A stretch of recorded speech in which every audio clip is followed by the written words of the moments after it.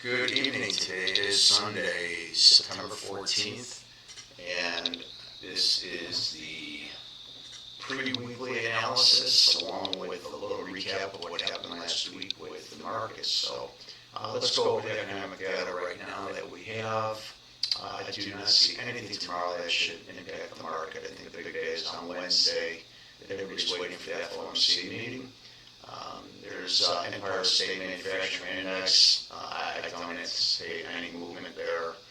Tuesday, we do have some retail sales, month over month, retail sales, core, and just plain retail there. We've got on Wednesday is the big day, the funds rate and FOMC economic projections, the statements, and the press conference. And usually in the press conference, this is where the market starts, jumping around and getting volatility. So what I've learned in the past, you don't need to be trading during this time. You can just sit back and watch. You're not going to miss anything. Even if the market goes shooting up 200 points, you'll be able to trade, and there's going to be more trades that'll happen later on.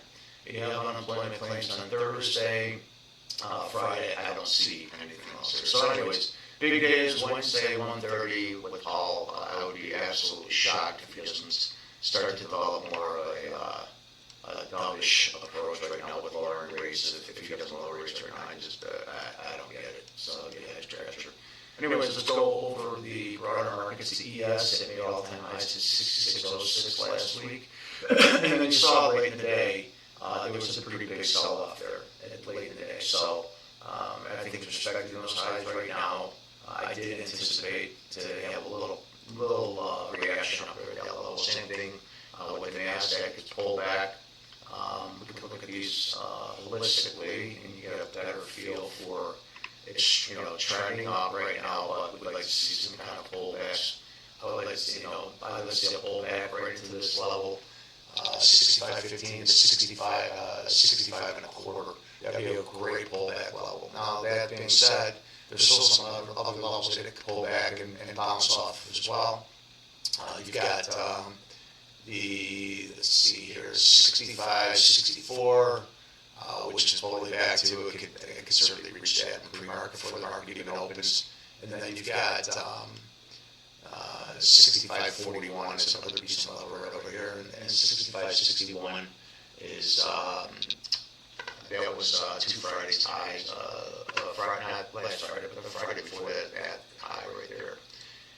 And so now we'll go there. NASDAQ is pretty similar. It's all like you're looking at the same charts, right? It's trending up, rejecting a little bit all-time highs. And so we have to respect certain levels. Like right here on the NASDAQ, you've got all-time high that was made August 13th, and that was at 24,068.50 cents.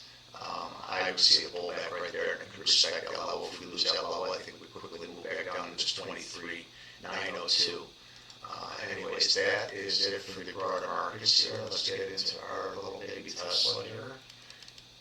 Tesla. So what we were talking about all last week, we started focusing on point of control levels, and that's where most of the trades are being made, and then it plots it automatically for me and shows where the majority of those trades and where the volume is on those trades.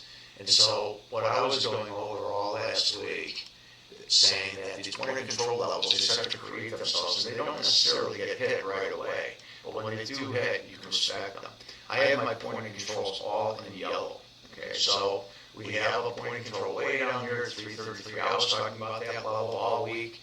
I was shocked that we didn't get down there, and it's one thing that I say always, it's good to have a bias going into the market, but don't let that bias control what you're actually seeing with the price action that's being given to you right now. So the one thing that I want to say about these point of controls is they don't always hit, but they hit the, definitely the 90, high 90 percentile time that they hit, because what happens is I'll leave these point of controls on the chart, right? So if you look up here, the first thing that I was talking about last week was this gap fill that was created back in February. And that was 393.401. Okay, and I'll go over what a gap fill means. And we're filling that already. So we already filled that level, and now we're pushing towards this POC level that I've had up here since January 31st. So let's go back all the way in January here. show you. So keep an eye on this level up here, this 416.25, and we'll see exactly what I'm talking about. As the market, all this days back here, this point of control was created right here. So this point of control, when the market opens, and if it doesn't hit it, I leave that point of control open, meaning that the market's going to gravitate back to right to that level. Or it has in the past. Data has proven it. Just I've done back testing, thousands of hours back testing I've done to prove these out. But the gap down that I was talking about is the market closed at this level at 401.69, and then when the market opened, it opened back down at this level right here at that 390, 394. So that created a gap.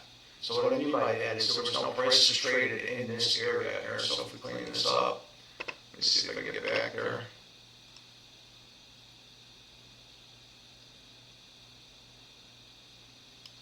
So this looks, you can see this a lot easier right now. So here's where the market is. And then when the market opened down here, this created this gap right in here, meaning there were no prices traded here. So the prices have to, it almost has to be clean.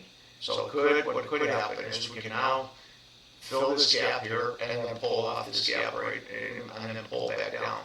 So what I said before though is this point of control level is open. So I would not be surprised if we push up into that and then we get a reaction off that. But again, this is my bias and my thesis that I have going into the market, and then I have to trade what I see. Because last week when the market opened, I was actually short. I thought that we were going down, and then I quickly changed my bias and saw that the heavy volume was coming in. So you also have to pay attention. This is pre-market right here. So this candle looks tremendous. And if you look right over here, and this number, when I put my cursor over that candle, you're going to see how much volume is there. So this candle, that looks like the largest candle on the screen right now, has 266,000 shares, a little under 267,000 shares traded. It looks huge. Well, if we go to this last little candle time right here on Friday, it's not even a quarter of the size of that candle. And there was 6.2 million shares traded in this candle.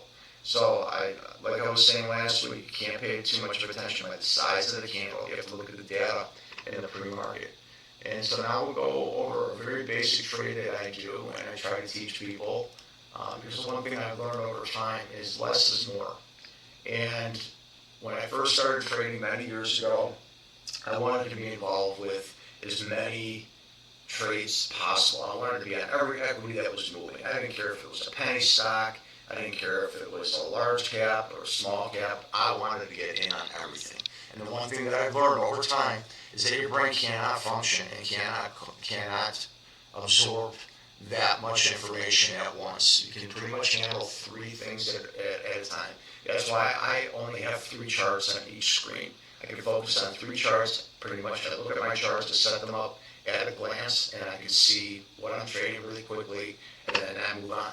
So now, if we move to my trading platform, what I do, this is the trade setup for the 5-minute opening range. It's a very simple setup. I have a script on my computer where it plots the 5-minute opening range for me. So on Friday, the opening range was 370.24 up to 374.71.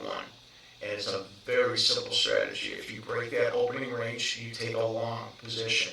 Whether you're buying the equity itself or if you're buying options. I am an options trader, and I can teach people how to trade options, how to trade equities, futures, foreign currencies. It is all the same concept. The main thing is to understand the price action of the equity itself. So getting back to this trade, once it breaks the 5-minute trade, we look to take it long. So you either buy the equity or you can buy a call.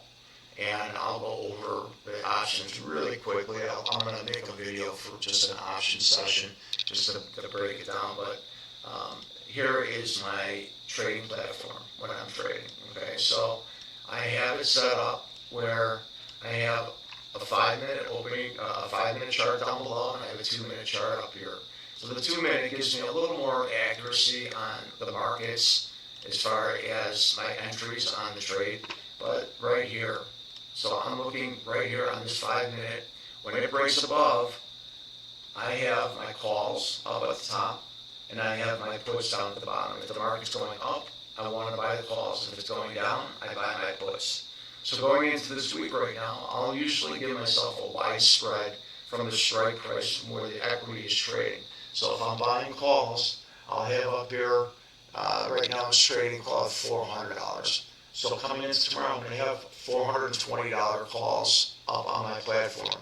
And then on the downside, I may tighten it up a little on the downside, and I'm going to have 390 puts. So what happens is, now to translate it into your trade, when you buy a call, here's the price that you're actually buying it. It's at a premium price. So if I buy, and let's say it's trading at $4.65, and if I buy one contract here, it's going to cost me $465. If that thing went down to zero, I would lose $465. Now, obviously, if you do bigger size, you multiply it. So, like, for example, if I had a 50 lot on here, right? And so if I had 50 lot on here, the cost of that trade would be 20, about close to $30,000 on that trade right here, right?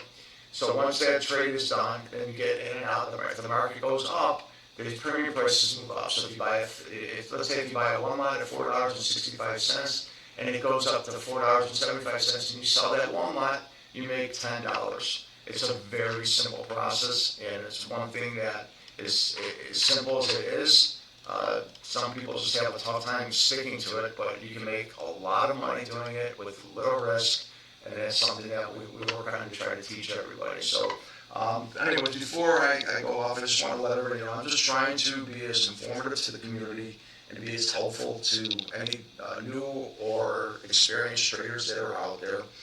If you like these videos, please like the video and subscribe to the channel. And also, if there are things that you would like me to cover and go over, please add a comment below. I will be back tomorrow morning for the pre-market analysis. Everybody have a nice evening, and we will see you tomorrow.